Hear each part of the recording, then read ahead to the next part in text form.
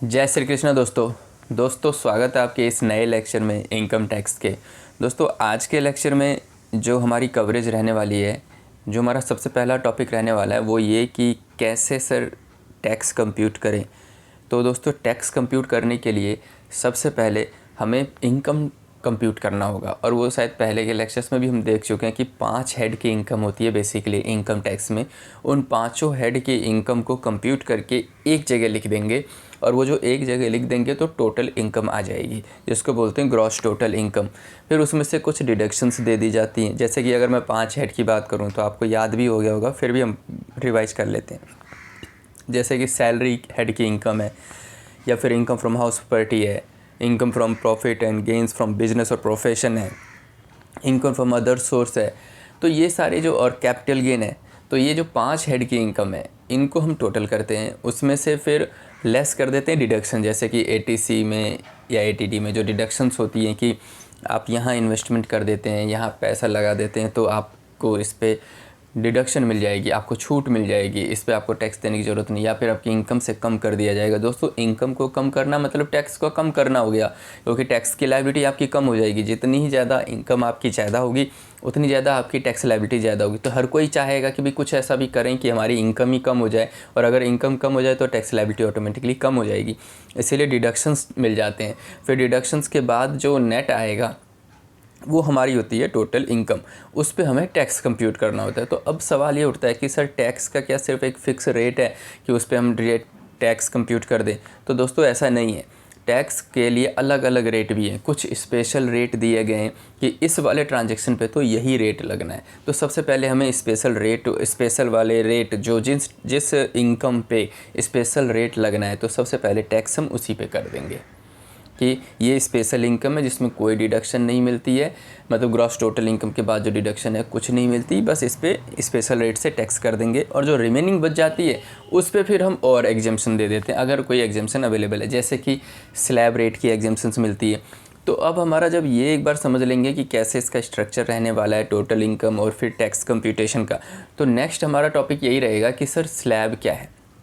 दोस्तों जब एक इंडिविजुअल को इनकम टैक्स करता है तो इंडिविजुअल के लिए वो खर्चे नहीं घटाने देता है कि जी मैंने 5 लाख रुपए की इनकम की है एक साल में, तो 4 लाख के मैंने कपड़े ख़रीद लिए, 3 लाख के तो मैंने कार ख़रीद ली, तो इन सब की डिडक्शन वो नहीं करने देता है। तो फिर सवाल ये उठता है कि सर अगर उसको डिडक्शन नहीं करने देंगे तो 5 लाख के 5 लाख पे टैक्स हो जाएगी।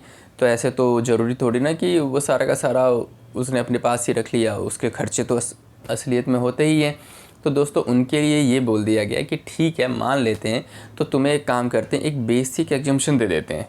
वो बेसिक एग्जम्पशन ही स्लैब है कि जब आपने न्यूज़ में भी देखा होगा या सुना होगा कि भाई इस बार जो बजट आया उसमें जो 2.5 लाख तक की लोग 2.5 लाख तक का एग्जम्प्ट कर दिया है, और सीनियर सिटीजन के लिए 3 लाख तक एग्जम्प्ट कर दिया। उसके आगे चलने पे अगले 2.5 लाख के लिए 10% हो गया, उसके अगले 5 लाख के लिए 20% हो गया।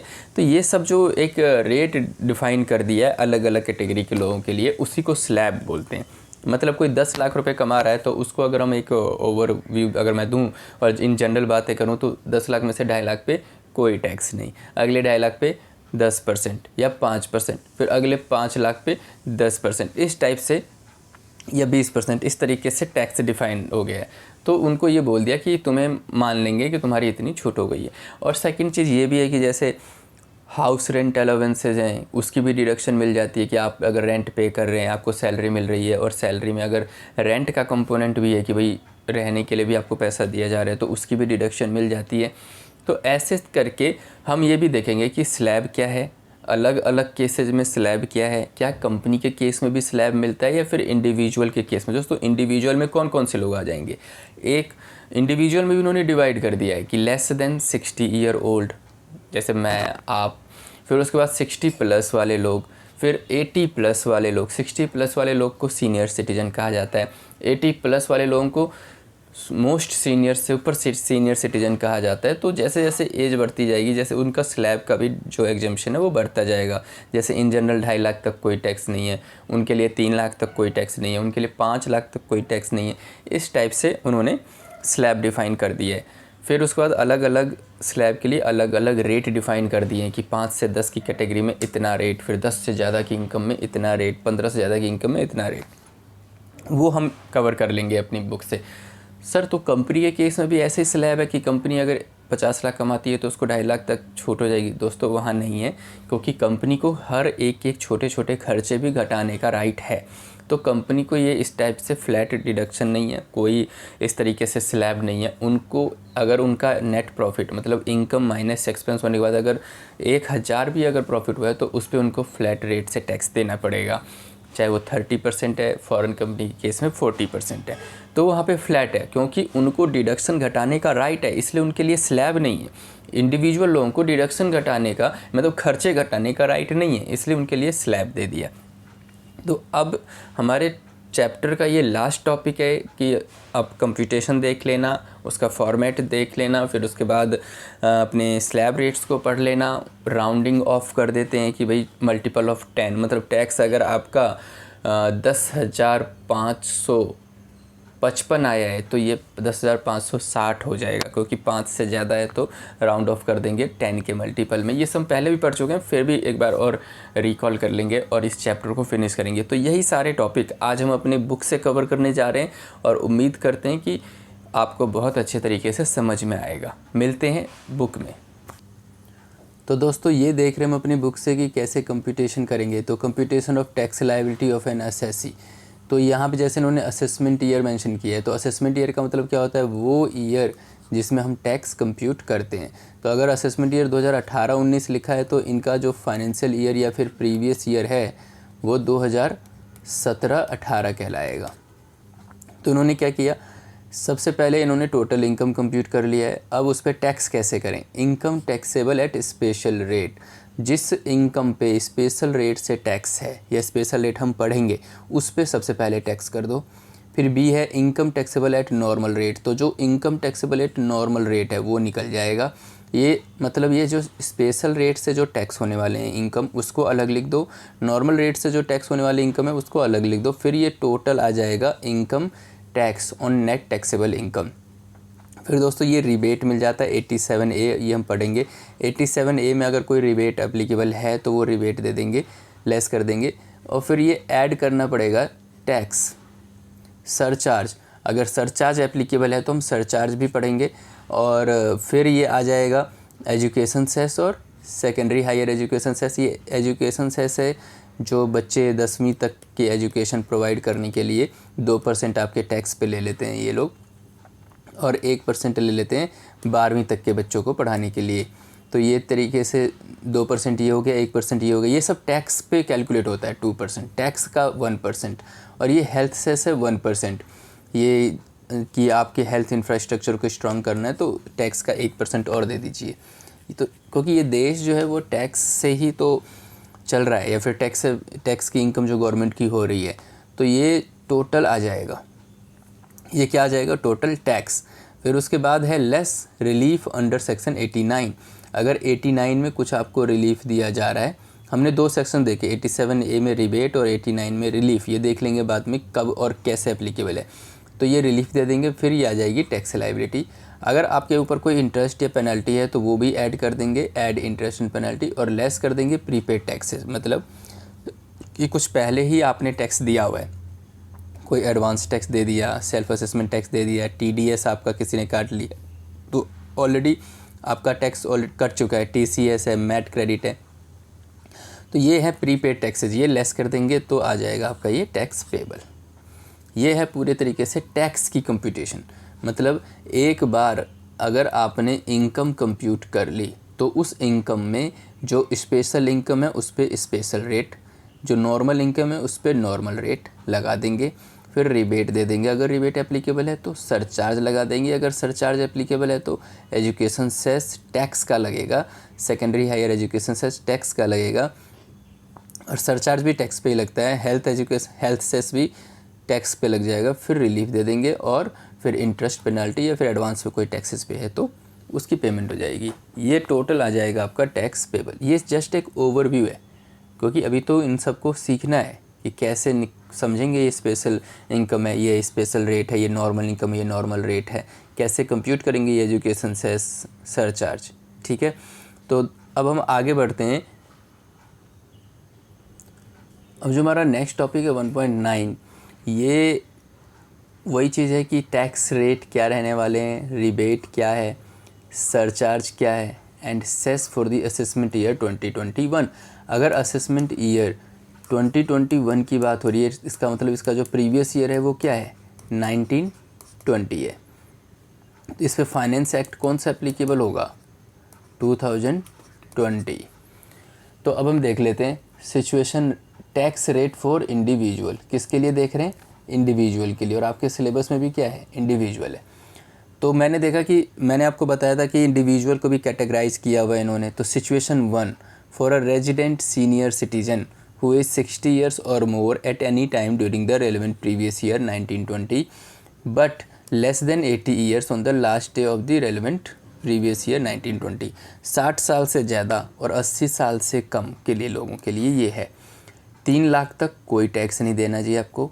3 लाख से लेके 3 लाख 1 से लेके 5 लाख तक, मतलब 2 लाख पे 5% देना होगा। 3 लाख से जो भी एक्सेस इनकम है 5 लाख तक है तो 5% दीजिए। और अगर 5 लाख से ज़्यादा होकर अगर 10 लाख की कैटेगरी में फॉल करते हैं तो जो 10,000 पिछले इस पर कंप्यूट होके आएगा, जैसे कि 2 लाख है तो 2 लाख पे 5% कितना आएगा, 10,000।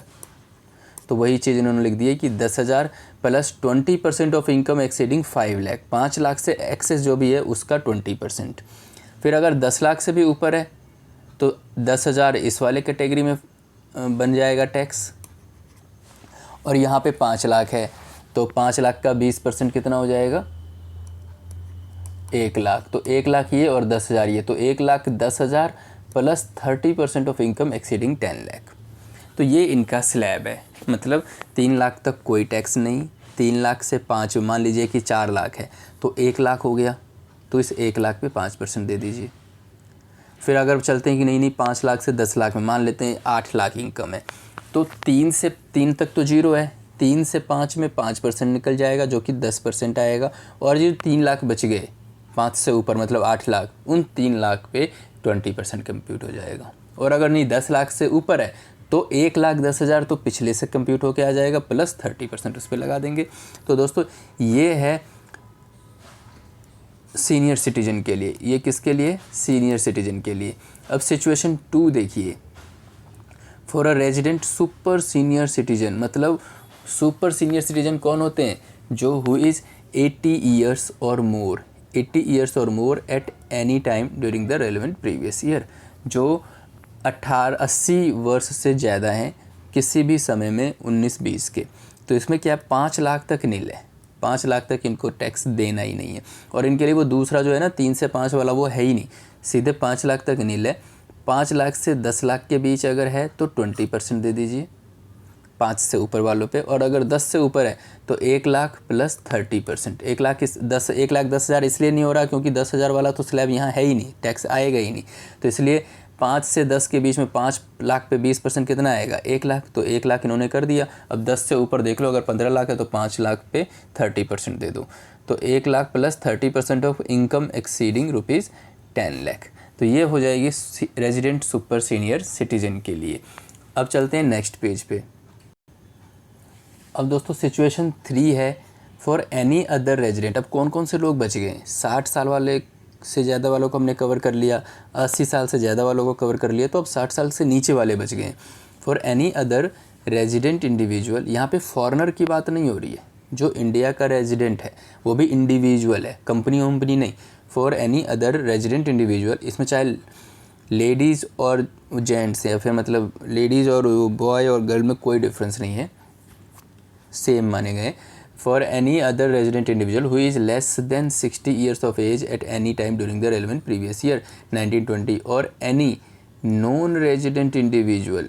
अब यहाँ पे इन्होंने क्या किया है, सीनियर सिटीजन और सुपर सीनियर सिटीजन तो सिर्फ इंडियन के लिए है, लेकिन अगर कोई नॉन रेजिडेंट भी है, चाहे वो सीनियर सिटीजन ही क्यों ना हो या फिर सीनियर सुपर सीनियर सिटीजन ही क्यों ना हो, उसको हम इसी कैटेगरी में मानेंगे, उसको हम क्या मानेंगे, 60 साल से कम की कैटेगरी के लिए जो एप्लीकेबल है वही सारे फॉरेनर्स के, मतलब फॉरेनर्स को हम सीनियर सिटीजन में जो 3 लाख तक नील है, सुपर सीनियर सिटीजन में जो 5 लाख तक, वो बेनिफिट नहीं दे रहे।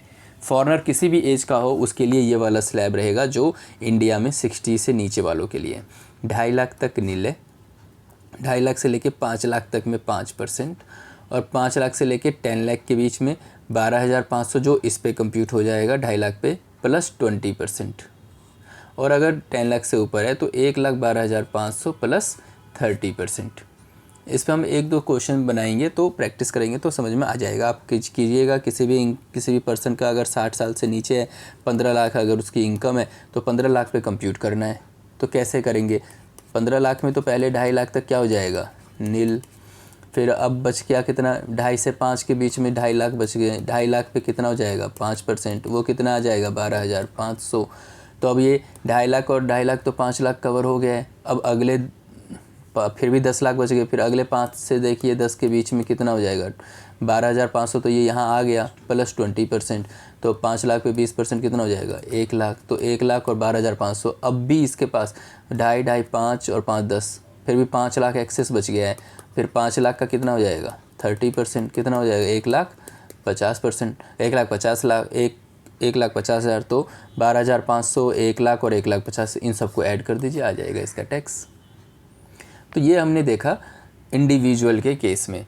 अब अपने नेक्स्ट लेक्चर में देखेंगे जो इसमें कंपनी है या फिर रिबेट वाला सेक्शन हमने देखा, जो हमें कंप्यूटेशन के टाइम में देखा, वो टॉपिक कवर कर लेंगे और ये चैप्टर भी फिनिश कर देंगे। मिलते हैं नेक्स्ट लेक्चर में।